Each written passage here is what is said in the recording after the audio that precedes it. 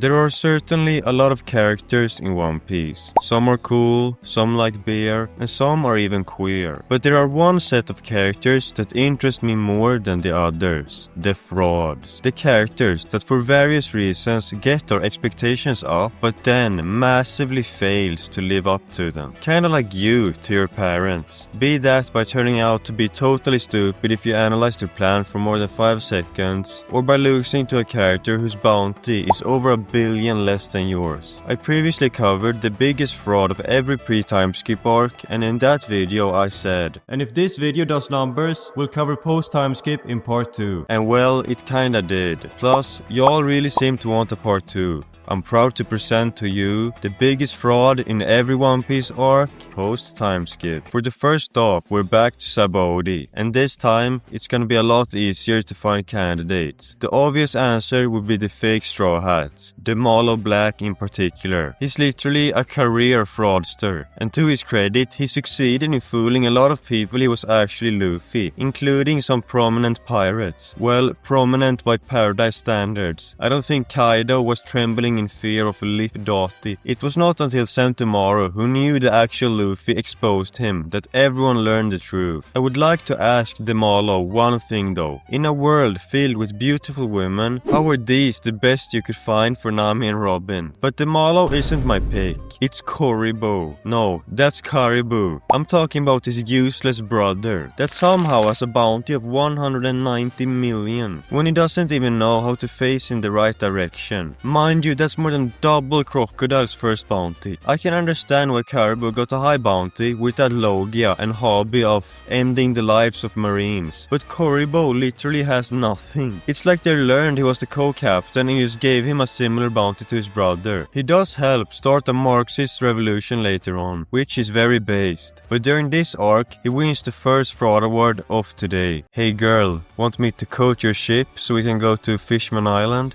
Why are you leaving? The biggest fraud here might just be Oda for making us sit through it. It's low-key my least favorite arc. The only thing I truly liked was the Sun Pirates flashback. Other than that, I find it to be a very weak start to the post-timeskip era. But if we look at the actual cast, Vanderdecken is a strong contender. This guy is a generational creep who started stalking Shirahoshi when she was a literal toddler. Mind you, she's still only 16, so his so-called noble love is really just a good old felony. He talks a big game about his ancestors' pride and says he'd never work for anyone. But the second he realizes he's a loser, he's sprinting to jump in bed with Hody, only to get betrayed by him later. Man, I feel bad for the original Vanderdecken. Imagine looking down on your ancestors and this is the guy who represents your legacy. When he gets rejected for the billionth time, he attempts mass murder with the Noah. Wait, creeping on kids and committing war crimes. I know the perfect friend for you, but as much as I want to launch Decken into the sun, the real fraud award has to go to Hody Jones. To me, he's the only villain that's just straight up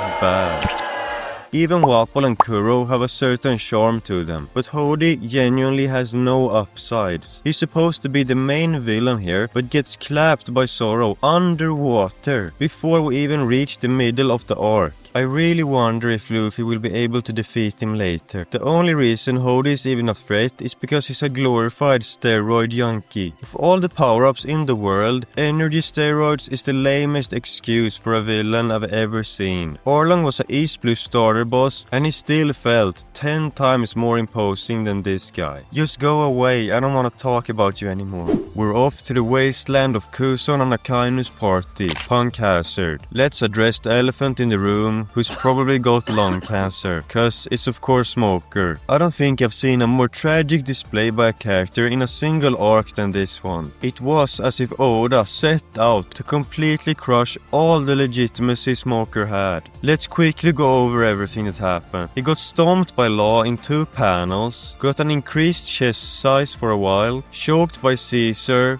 physically and mentally abused by Virgo. Only 3 defeats. That's not enough for this bomb. Oda in 2013 probably. Because then Doflamingo shows up to illustrate one final time that Smokey can't handle the new world. Thank you, Duffy. I hadn't realized up until that. I just feel sorry for him. I can't even call him a fraud. The real fraud of Punk Hazard is actually Brownbeard. If the new world participation trophy existed, he would most certainly win. Before the arc even starts, he had the audacity to tear down Whitebeard's flag and boast about his name, like he was the next pirate king. I low-key believed him because all the members of the Beard dynasty had been very important up until then. The hype didn't last long, because Basil Hawkins shows up and is immediately and humiliatingly defeated. You can't claim the new world is your playground when you're getting your legs taken by the biggest bomb of the supernovas. Then when we reach Punk Hazard, we have his weird loyalty. He spent the entire arc defending Caesar as a good man, angrily lashing out at anyone who dared speak the truth. He was Caesar's biggest fanboy until Caesar literally ordered his execution. Bro cried no way while being shot by the man he worshipped. Not to mention, every time Brownbeard tries to do something meaningful, he fails spectacularly. He tries to attack Caesar after learning the truth and is immediately blown up. He tries to reveal Caesar's crimes to the other subordinates and is instantly paralyzed by a muscle relaxant, reduced to gibberish. He spends most of the arc tied up, used as a personal mount by the Straw Hats, or unconscious. Dressrosa is crazy because there are a billion characters in this arc. How am I supposed to pick just one? First off, I want to mention the sad excuses of Vice Admirals present here. Well, most Vice Admirals are pretty sad, except Dole. In Dressrosa, we had Maynard, who might be the saddest of them all. He disobeyed his orders to go undercover in the Colosseum. Immediately got found out by Gambia, so he just beat him up, only for Bartolomeo to find out and completely crush him in the same chapter he was introduced. And then there's Bastille, a Vice Admiral who looks like an absolute menace in his spiked mask, but does absolutely nothing. He figures out Luffy is in the Colosseum and decides to wait around and do nothing. He spends the whole arc yelling orders that fail. Then when he finally fights someone, Sabo crushes his mask in his grip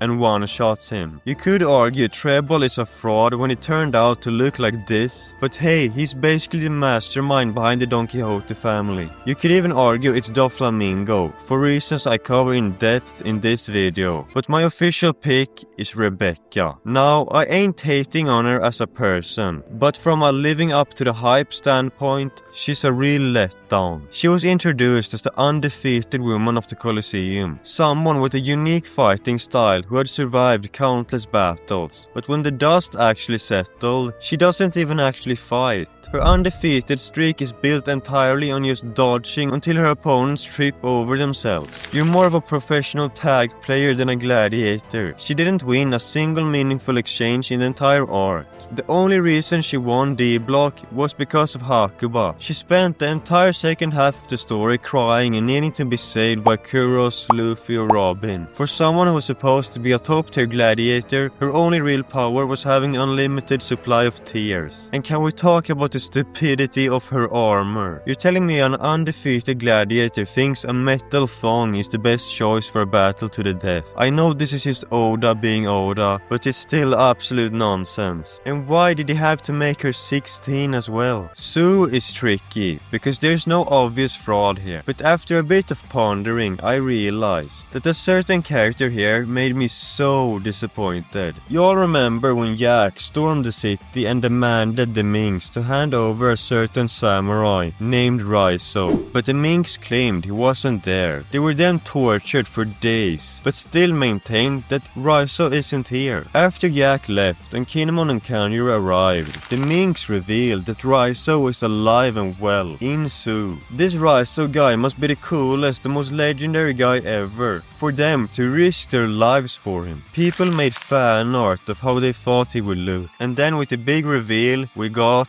this. I was expecting an epic shadow-dwelling samurai, but instead we got a guy who looks like a Funko Pop that got left on a hot dashboard. How is this man a ninja? If he tries to hide behind a tree, half of his face is still sticking out on both sides, for God's sake. First, design fraud. Moving on to one of my favorite arcs, Whole Cake Island. The first fella to come to mind was Vinsmoke Judge. He's obviously a garbage father, but more than that, he's pathetic in every other aspect too. He's desperately trying to catch up to Vegapunk's greatness. He was flexing his clone army so hard. Buddy, Vegapunk got clones so advanced they make yours look like a preschool project. He's also a massive hypocrite. He contradicts his own worldview of strength is all that matters. Emotions only slow you down. By crying like a baby when he got played by Big Mom. Let me repeat that. He got played by Big Mom. And he wants to compare himself to Vegapunk. Yeah, sure buddy. But as much as I love clowning on Judge, the real fraud award has to go to Charlotte Smoothie. She might be the most underwhelming character in all of One Piece. She has a bounty of 932 million. She's a sweet commander, but if you actually watch the arc, her main contribution is being a professional bystander. While Katakuri is putting his life on the line in a 12-hour hockey masterclass, an oven is out here literally boiling the sea like a madman to catch the Straw Hats. Smoothie is chilling on a ship.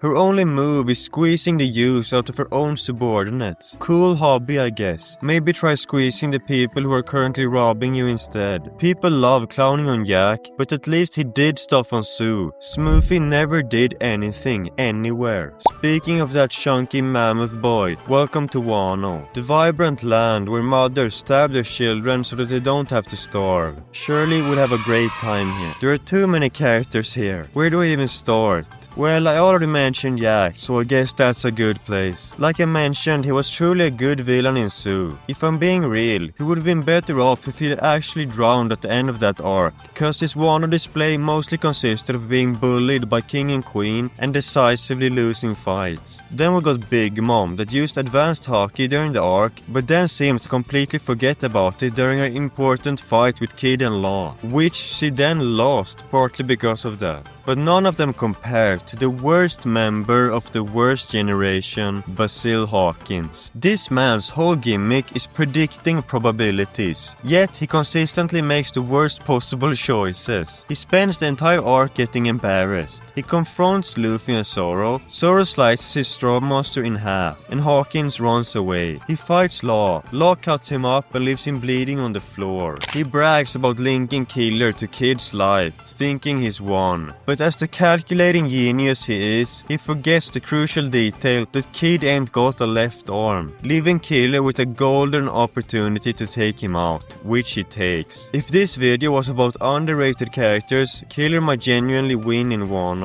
Anyway, the funniest part is that Hawkins himself predicted he has a 1% chance of surviving the raid. He knows he's cooked, and what does he do? He doesn't switch sides, he doesn't run, he just shows up, gets beaten by Killer, and now he's probably dead. Good game, bro. Egghead is low-key packed with frauds too. Vegapunk knew York was a traitor for 2 weeks, but the only thing he did was record an "in case I die" video and wipe his own memory. And then we have York herself, who sold out to her own creator to become a celestial dragon, which is like betraying your family to join a cult known for eating people. Sentomaro claims to have the best defense in the world, but can't defend against anyone. But my boy Nerona Emu already gave me the winner. It's obviously Saturn. This guy can make your head explode just by looking at you. And what does he actually accomplish? Absolutely nothing. Are you noticing a theme here? He fails to kill Bonnie. Kuma shows up and punches his face off, despite Saturn spending years overseeing his enslavement. He fails to kill Vegapunk. Kizaru has to do it for him. He fails to stop the broadcast. He fails to stop Luffy, who sends him bouncing through buildings. He fails to stop the Straw Hats from escaping. Dog, I'm out of breath listing all of this bum's failures. You know you're useless when your boss vaporizes you out of existence. It wouldn't surprise me if Burger King started implementing that as a way to keep employees disciplined. Island, off to my spiritual homeland, Elbaph. Of course, this arc isn't finished yet, so I can't really have a definitive answer, and I won't ever call Usopp a fraud until this arc is officially over. Until there is an ending chapter on the wiki, I have faith in this guy. However, I won't pass on an opportunity to dunk on the slimy, weaseling, pathetic excuse of a human being, Figureland Fraudling, the so-called champion of God Valley. Only thing he accomplished was murdering defenseless teachers, farmers, and the mother of his own children. I still get angry by looking at that panel. Then he got off-screen twice in a single chapter. Once by Sebek, who was running away carrying his family. I hope he's next on Nerona's shopping block. Thank you so much for watching until the end. Let me know where you disagree with me in the comments. And if you ain't a fraud, make sure to watch this video.